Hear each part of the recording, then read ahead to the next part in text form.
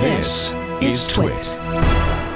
Well, let's see. Where should we start? I guess since you're here, Daniel, we probably should talk about the fact that already the appeals court, the Ninth Circuit, has upheld the decision saying, go ahead, Microsoft, just buy Activision. Go ahead. We watched with interest the trial in San Francisco with the lower court and testimony from Satya Nadella and Phil Spencer, everybody from Microsoft talking about how this acquisition of Activision wouldn't harm gaming and all of that. The judge said, yeah, FTC, sorry, you got no case. FTC was looking for an injunction, a temporary restraining order to keep Microsoft from making the acquisition before the August hearing from an administrative judge. FTC appealed and, as expected, lost like instantly. It's over, basically, right? Yeah, I mean, technically, the appeal is still out there, and it could go through. Would they go to the Supreme Court? Would the FTC go to the Supreme? Isn't that what's next? The Ninth Circuit? They're not going to win it. They're not. No. Yeah, I mean, they're not going to win it. And even if Microsoft closes the deal at this point, what's the FTC going to do? Try to break them apart? Fine them? It's just this was politically unpopular. Linda Khan went in front of Congress, Congressional Oversight Committee this week. Granted, Republican controlled. She's appointed by a Democrat, so there's the natural politics going on there. But they brought up a couple legit questions, like you got your butt handed to you in court, like flat out, like why are you appealing this and wasting taxpayer money? And she was asked, kind of rhetorically, but are you bringing court cases that are going to lose? And of course, she's like, no, of course not. But it's like, that decision by the judge earlier on the injunction was, flat out obvious. There was no like wiggle room for them. There was no like little bit of light, saying that like, well, if you just showed this, right, I might have considered it. It was just completely shut down. And so the only way appeals go through is if you can demonstrate that there was some kind of judiciary issue, the prosecution withheld something, the defense didn't have something. Like, you have to show something was wrong, but there was nothing wrong in this case. So it was even funny that they appealed, and so now the injunction, is not going to happen. It looks like Microsoft is going to close the deal. They were supposed to close it. They're going to be closing it this week in the next couple of days. And that's what made the FTC, their behavior kind of like, they knew they were trying to trip up the closing date, because were this to fail, Microsoft would be on the hook for $3 billion were it to not go through. The right? breakup fee, yeah. By right. 18. Yeah. And so it looks like they're going to go through. The only thing now is the UK.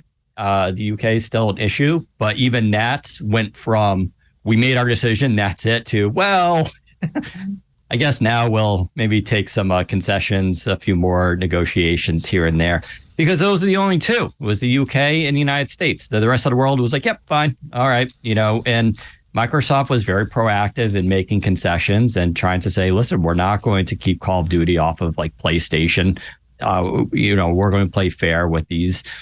It was a weird case because Microsoft is like a distant third. And like with Activision Blizzard, they may have a shot at number 2.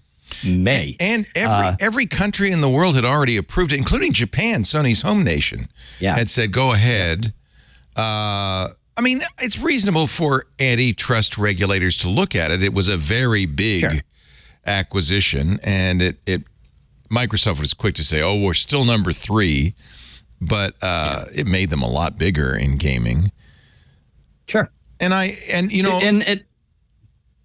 The argument that, Lena Khan keeps bringing cases and losing cases. She lost against Meta, trying to keep them from buying that fitness app from within.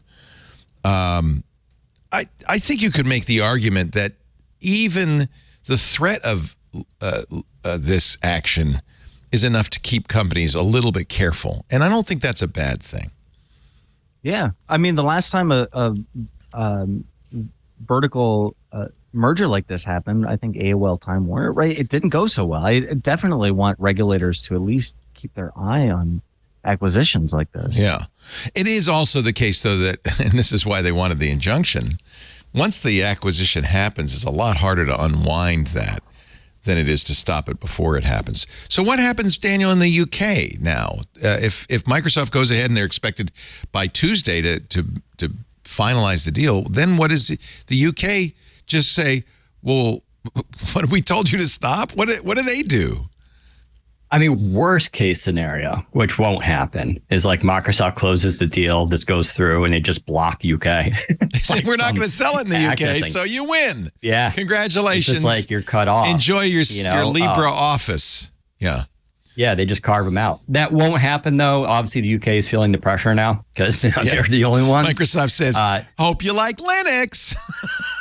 Yeah. So it seems like the deal that might go through is that Microsoft might sell off some of the cloud hosting. Yeah, the UK's concern was weird. It was that they would be too dominant in cloud gaming, which is not a hot and vibrant category. It is not. Google just got out of it with Stadia. The companies that are doing it, like NVIDIA's GeForce Now, Microsoft's Xbox Game Pass, or no, what do they call it? I can't even remember what they call it. Yep. Yeah, Xbox Game Pass, GeForce Now. They're struggling. They're not huge by any means. Yeah. Yeah, and that was revealed during the court case, right? They showed that like it's very soft right now for cloud gaming. There's a lot of potential there. We have a couple new handhelds out, but I can tell you, even the handhelds are Steam Deck and the Asus. Selling. So it's like it's a weird argument, but yeah, they could let a local company handle the cloud stuff in the UK, and everybody else will be happy. Just hopefully that company can deliver the experience that Microsoft expects Xbox Cloud Gaming to deliver. The UK moved the deadline back in time or forward in time, indicating to experts, this means they're going to be negotiating some sort of minor concessions so that they can save face and back down. I think the whole thing has just been strange. Yeah, it's been strange. I mean, I understand, like, if you're Sony and you're, CEO, you have to fight this, right? That's your obligation to your shareholders. You have to try to block this as much as possible, even though they said, and it really did feel like Sony got the whole world, all the regulators in every country to step up, like, you should do something about this. But it was more that it ended up they were worried that Call of Duty, which is made by Activision and is a huge title on PlayStation, would suddenly become exclusive to Microsoft's Xbox. And they were worried about that. But Microsoft said, no, we'll make a deal with you. They made a deal with Nintendo. We're not this. We're only, Microsoft said, is it credible, Daniel Rubino, that this is just to get into mobile gaming, which we're not a part of. And that's the whole reason for this. Is that credible? Yeah, I mean, between the cloud gaming aspect, which is geared towards mobile users, you can basically get a console experience on your smartphone directly, as well as the stores. They can launch their own store because, Blizzard, Activision King, King has a lot of games that King are mobile. Is Candy Crush, right? Yeah. That's the big one. Boomers and Gen Xers unite. It's one of our favorite games still, apparently. Yeah.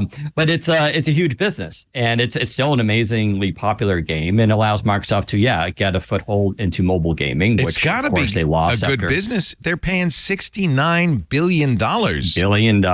Yeah, it's which goes to show you how much cash they had laying around. I believe they had $130 billion laying around. So again, as a corporation, you can't sit on like $130 billion for long. You either got to give it back to the shareholders at some point, or you make a big acquisition or multiple acquisitions that benefit the company. So that's what Microsoft is doing here.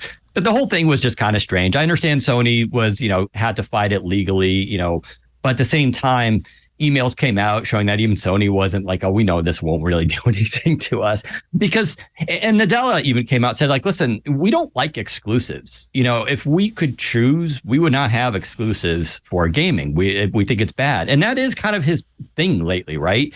I mean, ever since he came in, he undid all the Ballmer stuff. Ballmer was very much exclusive to Windows. We're going to form our own Apple-like ecosystem. Nadella came in and said, no, we're doing that. We're putting Linux everywhere we want. We're going to, put our apps wherever we can. We're going to support every platform. So I really believe him that he doesn't want exclusives as much. But Sony is so into exclusives. And that's the irony. Sony's the bad guy when it comes to exclusives. Yeah. They really do it. They nailed it. Yeah. Yeah. I mean, they pay so much money, but they have so many it was Halo and like Gears of War. Forza is still there. Forza is still doing war. But like Microsoft and Xbox just does not have a flagship game anymore. Whereas Sony's got a couple. They have the God of War, the Spider-Man series. Like they have like a bunch of really, really good titles, and they run commercials all the time hammering that. So it's a weird case, but thankfully it looks like it's gonna be Sony has signed the 10-year deal for Call of Duty. I thought they'd already made that agreement, but I guess maybe they'd agreed to it in principle, but they hadn't signed it. So now it is a binding agreement that Call of Duty will stay on PlayStation for at least 10 years, according to Phil Spencer tweeting yesterday. And it can be renegotiated in 2033. Yeah, and why would Microsoft look? Microsoft, as we learned, doesn't make any money on Xbox. It's kind of a loser. Right. Why wouldn't they try to make some money selling it on PlayStation? Why would they? It begs the question, right? Say they did make Call of Duty exclusive to Xbox. What would the return on value be? Like, are they going to really catch up now to Sony all of a sudden in console sales just because of Call of Duty and the revenue there? No, of course not. Would they make more money keeping it on PlayStation and still selling the game to them? Yes, they're going to make way more money that way. So it doesn't really make sense for them to even make it exclusive outside of just being bitter. Ballmer might have done that. Don't get me wrong. I think Steve Ballmer might have done that. Steve Jobs definitely would have done it. Yeah. No, Satya changed Microsoft. He said it used to be, in fact, the Microsoft mission statement was a computer on every desktop running Microsoft software. And Satya Nadella said, we want to be wherever our customers are on any platform they are.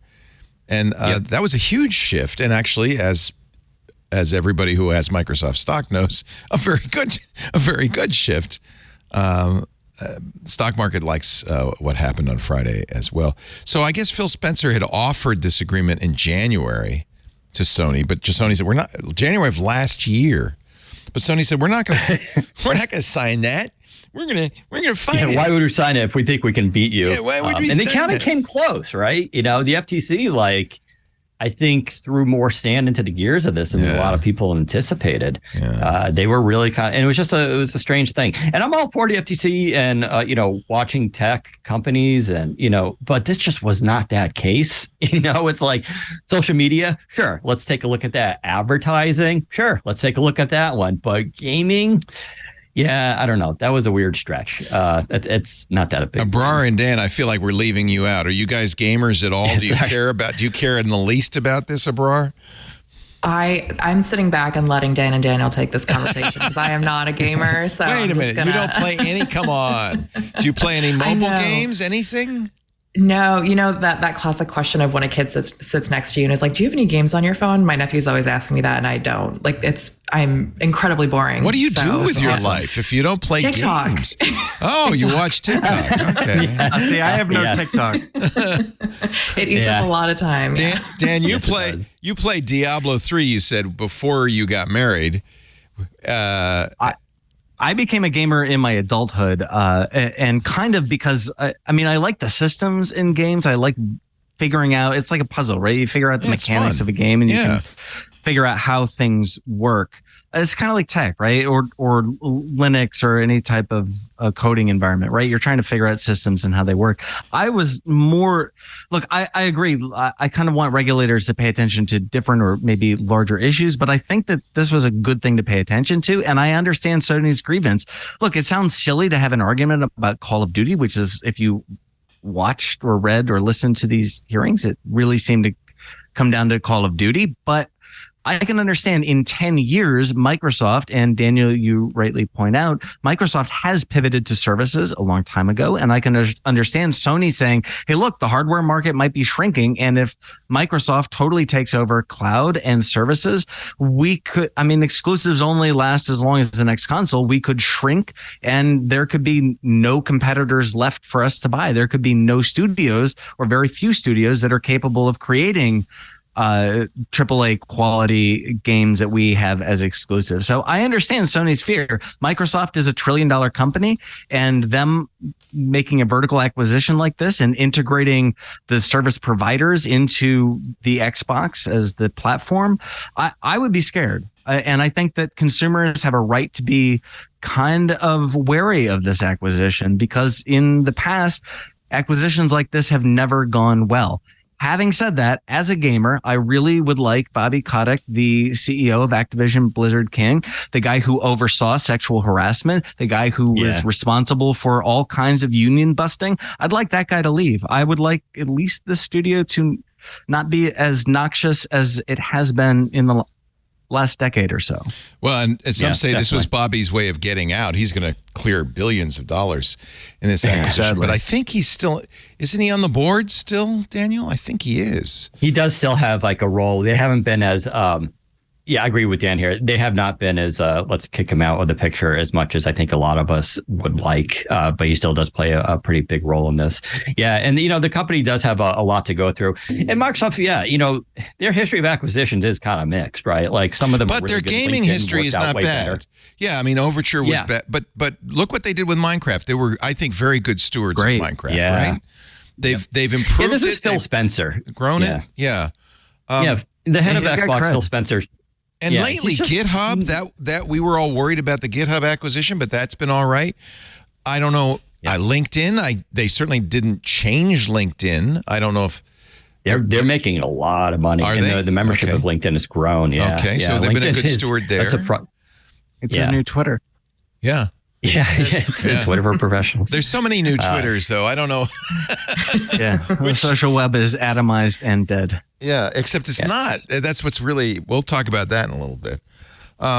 Get rid of Bobby Kotick for sure.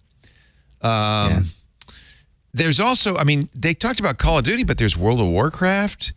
There's Diablo 4 just came out. There's a lot of games. This is a big portfolio. And don't forget, we talk about gaming here, but that IP is important in other ways, right? What's the big thing we've been seeing lately is converting those kind of video games into blockbuster movies or TV series. Yeah. If Microsoft controls that IP, that said, Microsoft hasn't had good luck yet converting this into, look at what they did with the Halo series. It got mediocre reviews, but it pales compared to like The Last of Us, right? Which Sony again nailed, right? So Sony is actually really good at this stuff. So I would love to see the Diablo series converted to a movie. We're all hoping for Gears of War. That's been in the works forever.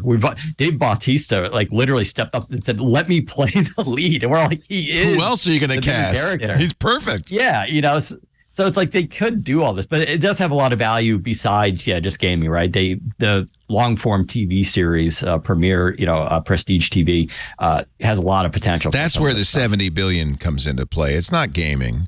It's not mobile. It's IP. It's like the Marvel Cinematic Universe or Star Wars. And by the way, Star Wars was a lot cheaper than this. That was a hell of a deal for Disney.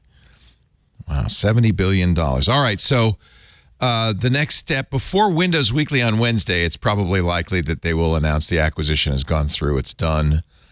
The UK is going to be left holding kind of a limp hand, but I guess maybe they'll get some some concession, some face-saving concession out of Microsoft, and then it's over. As a gamer, it makes me a little nervous to see consolidation. I have mixed feelings. We talked about this a little on Windows Weekly. It is the case that these days it costs more to make a AAA game than it costs to make a major motion picture. It's hundreds of millions of dollars. So in development hell, and it takes years. So it isn't likely that a small independent garage startup is going to create the next big game anyway. Yeah, I a little disagree with that. We've seen quite a lot of studios come up over the recent years. Granted, they get snatched up kind of quickly now, so there is that. But, I think of like Vampire Survivors. It's a $3.99 game that came out of nowhere. And it's just like, now that's not Call of Duty level, right? But there is still potential. And that's what I want to make sure that there's still a place for innovation, and it's not. It does. Look what happened in the movie industry. It's blockbuster after blockbuster. Nobody's making the little, movie anymore. Indie films. Yeah. Right now, indie gaming is a thing. I mean, Yeah. and there is still Steam, which is the 9 million King of pounds indie. gorilla. You're right. Yeah, You're I right. mean, it is the iTunes of gaming. It's the distribution platform, and to this point, they've been pretty laissez-faire. Abrar, I'm curious, like, what is your take on all this as a non-gamer? Like, what are the implications of this outside the gaming nerd world? Yeah, I'm kind of observing this very much on the outside, but yeah, I think it's fascinating to see discussions about monopolies kind of in the gaming sphere and all the parallels. I mean, I just even observing big tech in general and the ways that it's the ways that there's a lot of scrutiny and to see it extend into the gaming world. I think I don't know enough to say how I feel personally about it, but it is curious to see these companies just kind of in all these parallels and what they want to acquire and all those sectors. But yeah, I'm learning a lot just listening to you guys. Do you share my concern, Abrar, though, that on the one hand, you do need a big there would be no Vision Pro without Apple having just billions of dollars to throw away. Right. So on the one hand, you do need these big tech companies to do kind of these big things, but I also worry that you'd lose some innovation if you don't. And one of the problems with gaming, and this is what big problem in Activision Blizzard was, it was for a long time just a bunch of bros, and so the games weren't representative. They were really violent. They were the kind of things the John Carmacks of the world and the Romeros of the world wanted to play. I think diversity and small indies are important to any creative outlet. Yes? Yeah, and I think Go ahead. Sorry. Go ahead. Well, I was just going to say, I think that, that what you're saying reflects a lot of what we've seen with these, smaller startups that are acquired by companies like Meta, for example, right? So you see all those two sides of the argument where it's like, okay, that platform could grow because it was acquired by Meta or Google, but then you see a lot of people leave because the objective of the company changes and the culture changes, sometimes for better, sometimes for worse. So yeah, it is interesting to see that kind of in the gaming realm as well. Yeah. Meta did eventually get Supernatural. They were able to acquire within, even though the FTC wanted to stop that. That was another one of the losses that they talk about. I'm Jason Howell. What do you get your favorite geek who already has everything? Well, I know just the thing. It's a Club TWiT gift subscription, of course. TWiT podcasts keep them informed and entertained with the most relevant tech news and podcasts available. And with a Club TWiT subscription, they get even more. They get access to all of our podcasts ad-free, the members-only Discord, exclusive outtakes, behind the scenes and special content, and exclusive shows like Hands on Mac, Hands on Windows, and the Untitled Linux Show. You can purchase your geek's gift at twit.tv/clubtwit, and they're going to thank you every day for it.